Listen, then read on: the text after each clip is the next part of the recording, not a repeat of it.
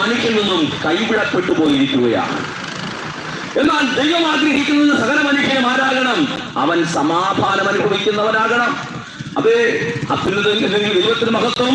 ഭൂമിയിൽ ദൈവപ്രസാദമുള്ള മനുഷ്യർക്ക് സമാധാനം. ഭൂമിയിൽ സമാധാനത്തോടെ മനുഷ്യർ ജീവിക്കുവാൻ കഴിയും. അതിന് തെളിവാണ് ഇവിടെ ഒരു കൂട്ടം ദൈവഭക്തന്മാർ ഇവിടെ അണിനിരന്നിരിക്കുന്നത്.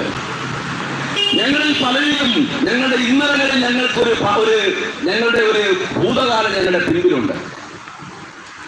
ഞങ്ങളുടെ പലരെയും ഭൂതകാലത്തെ എടുത്ത് പഠിച്ചു നോക്കിയാൽ ഞങ്ങൾ പലരും മറ്റുള്ളവർക്ക് തലവേദനയായിരുന്നവരാണ്. ഞങ്ങൾ പലരും മദ്യത്തിനും മയക്കുമരുന്നുകൾക്കും അടിമകളായിരുന്നവരാണ്. ഞങ്ങൾ പലരും ഞങ്ങളുടെ മാതാപിതാക്കൾക്കും ഞങ്ങളുടെ ഭാര്യയ്ക്കും ഞങ്ങളുടെ കുഞ്ഞുങ്ങൾക്കും ഞങ്ങളുടെ സഹോദരങ്ങൾക്കും ഞങ്ങളുടെ അയൽക്കാർക്കും സ്വസ്ഥത കൊടുക്കാതിരുന്നവരാണ്. ഞങ്ങൾ നിമിത്തം ഞങ്ങളുടെ ദേശത്തിൽ പലപ്പോഴും പോലീസുകാർ നൃത്തം ചെയ്യത്തക്കവണ്ണമുള്ള സ്വഭാവ ദൂഷ്യങ്ങൾ ഉണ്ടായിരുന്നവരായിരുന്നു. ഇന്നലകളിൽ ഞങ്ങളുടെ പിന്നിലെ ചരിത്രം പഠിച്ചു നോക്കിയാൽ അടിയുടെ ഇടിയുടെ വെടിയുടെ മുമ്പിൽ അമ്മേ എന്ന് വിളിക്കുകയില്ല എന്ന് ഞങ്ങളുടെ ഇസങ്ങൾക്ക് വേണ്ടി ഘോരഘോരം അത് സിന്ദാബാദ് വിളിച്ചിട്ടുള്ളവരാണ് ഞങ്ങളിൽ പലരും. പക്ഷേ ഞങ്ങൾക്ക് സ്വസ്ഥത എന്തെന്ന്, സമാധാനം എന്തെന്ന് അനുഭവിക്കുവാൻ കഴിയാതെ, മറ്റുള്ളവർക്ക് സ്വസ്ഥത കൊടുക്കുവാൻ കഴിയാത്തവരായി ഞങ്ങൾ ജീവിക്കുമ്പോൾ ഈ ലോകരക്ഷകനായിരിക്കുന്ന യേശു ക്രിസ്തു ഞങ്ങളുടെ വ്യക്തിപരമായ ജീവിതത്തിൽ, ഞങ്ങളുടെ കുടുംബങ്ങളിൽ, ഞങ്ങളുടെ ദേശങ്ങളിൽ യേശു ക്രിസ്തുവിന്റെ സ്നേഹം കടന്നു വരുവാനിടയായി. ഈ യേശുവിന്റെ സ്നേഹം കടന്നു വന്നപ്പോൾ ഞങ്ങളുടെ ഹൃദയത്തെ ഞങ്ങളെ രക്ഷിക്കുവാൻ വേണ്ടി സ്വർഗത്തെ വിട്ട് താളലോകത്തിൽ കടന്നു വന്ന യേശുവിന് ഞങ്ങളുടെ ഹൃദയത്തെ, ഞങ്ങളുടെ വീട്ടിനെ, ഞങ്ങളുടെ ദേശത്തെ ഞങ്ങൾ തുറന്നു കൊടുത്തപ്പോൾ ഞങ്ങളുടെ സ്വഭാവത്തിൽ സമൂലം മാറ്റം വരുത്തി. ഞങ്ങളുടെ അധ്വാന ഫലം മദ്യ ഷോപ്പിൽ കൊടുക്കാത്തവരായി, ഞങ്ങളുടെ ആവശ്യങ്ങൾക്ക് വേണ്ടി റോഡ് ഉപരോധിച്ചുകൊണ്ട് ഞങ്ങളുടെ ആവശ്യങ്ങൾ നേടിയെടുക്കാത്തവരായി. എന്തെന്ന് ചോദിച്ചാൽ രണ്ടിന് കുന്നെന്ന് പറഞ്ഞ് അടിയടാ ഇടിയടാ എന്ന് പറയുന്ന സ്വഭാവക്കാരല്ലാതെ ഞങ്ങളെ ആക്കിയ ഒരു വ്യക്തിയുണ്ട്.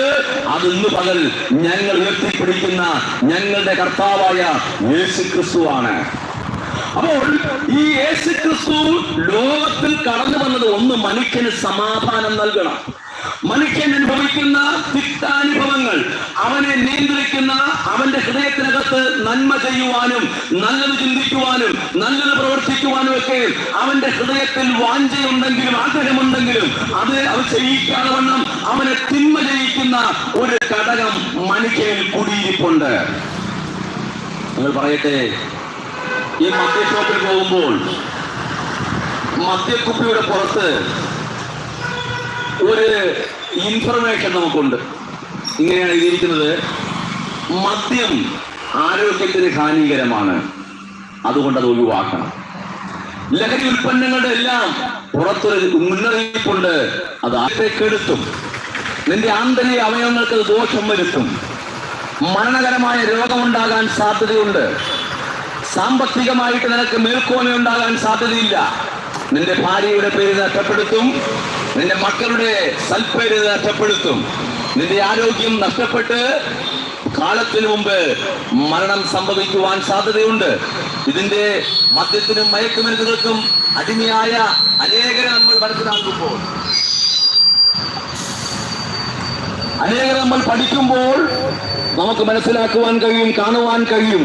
പലരും ജീവിതത്തിൽ ലക്ഷ്യബോധമില്ലാതെ കൂട്ടുകാർക്കോ നാട്ടുകാർക്കോ ഒക്കെ ഒരു കമ്പനി കൊടുക്കുവാൻ, ഒന്ന് സന്തോഷിക്കുവാൻ വേണ്ടി ചെറുതായിട്ട് ആരംഭിച്ചതാ. പക്ഷേ ഇന്ന് അനേകർക്ക് ദുഃഖം കൊടുക്കുന്നവരായി, ചിലർക്ക് സന്തോഷം കൊടുക്കുവാൻ വേണ്ടി ആരംഭിച്ചത് അനേകരെ ദുഃഖിപ്പിക്കുന്ന, അനേക അമ്മമാരെ ദുഃഖിപ്പിക്കുന്ന, അനേക ഭാര്യമാരെ ദുഃഖിപ്പിക്കുന്ന, അനേക കുഞ്ഞുങ്ങളെ ദുഃഖിപ്പിക്കുന്ന അനുഭവത്തിലേക്ക് ഈ മദ്യവും മയക്കുമരുന്ന് ഉൽപ്പന്നങ്ങളും മനുഷ്യനെ നയിക്കുകയാണ്.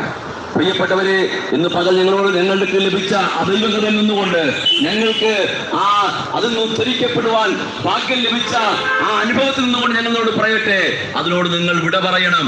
നിങ്ങൾ ഭൂതലത്തിൽ സന്തോഷമുള്ളവരായിട്ട് ജീവിക്കുവാൻ ഞങ്ങൾ നിങ്ങളെ ബുദ്ധിപദേശിക്കുകയാണ്. പ്രിയ സ്നേഹിതരെ, അപ്പോൾ ഇത് മനുഷ്യൻ ചെയ്യുവാനുള്ള കാര്യമാണെന്ന് ഞാൻ പറഞ്ഞു വന്നതിന്റെ വിഷയം. അരുത് എന്ന് എഴുതിയിട്ടുണ്ടെങ്കിലും മനുഷ്യൻ അതിന് മുഖവില കൊടുക്കാതെ അതിനെ എടുത്തവൻ മോന്തുകയാണ്, അവൻ അതിനെ വലിക്കുകയാണ്, അവൻ അതിനെ ഉപയോഗിക്കുകയാണ്. ഈ ചെയ്യുന്ന പ്രവൃത്തിയെയാണ്